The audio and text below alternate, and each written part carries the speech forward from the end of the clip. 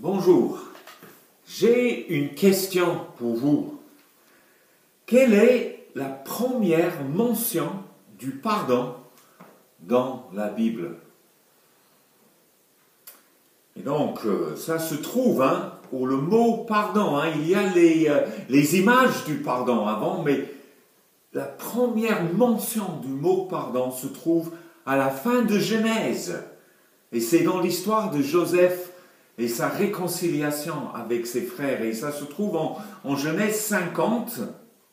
Et à partir du verset 17, les frères de Joseph, ils font une petite mensonge et ils disent « Vous parlerez ainsi à Joseph, oh je t'en prie, pardonne le crime de tes frères et leur péché, car ils t'ont fait du mal. Je t'en prie, pardonne maintenant le péché des serviteurs du Dieu de ton père. » Joseph pleura quand on lui parla ainsi. Ses frères vinrent eux-mêmes tomber à ses pieds et dirent « Nous voici tes serviteurs. » Joseph leur dit « Soyez sans crainte. En effet, suis-je à la place de Dieu? Vous aviez formé le projet de me faire du mal. Dieu l'a transformé en bien pour accomplir ce qui arrive aujourd'hui et pour sauver la vie d'un peuple nombreux.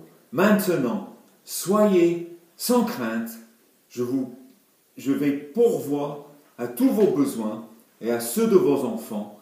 Il les consola et en parlant à leur cœur. Donc c'est très intéressant de voir cette notion du pardon, mais il y a un écrivain qui s'appelle David Constant, et lui, il dit, c'est la première fois dans toute l'histoire de l'humanité qu'on voit cette notion du pardon émerger. Et on peut dire que ce passage est la naissance du pardon pour l'humanité. Et donc, c'est un encouragement pour nous de pardonner au début de 2021. Mais nous trouvons aussi la notion de la providence. Et il y a quelqu'un, encore un grand savant, Joseph Heller, et il a dit ceci: l'histoire est une poubelle remplie de coïncidences aléatoires, soufflées par le vent. Mais Shakespeare a dit, il y a une divinité qui façonne nos destinées, quelles que soient les bauches que nous lui donnons. Et donc là, dans le passage que nous avons lu de la Bible, nous voyons le pardon et la providence. Et je vous encourage à accueillir le pardon et la providence dans vos cœurs pour 2021. Le pardon. Pourquoi pardonner? Pour ne pas être victime de foi. Et on pardonne comme un acte d'obéissance aussi, pour être semblable à Jésus-Christ.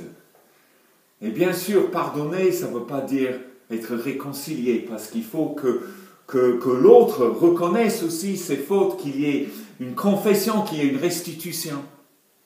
Mais il faut pardonner. Le pardon.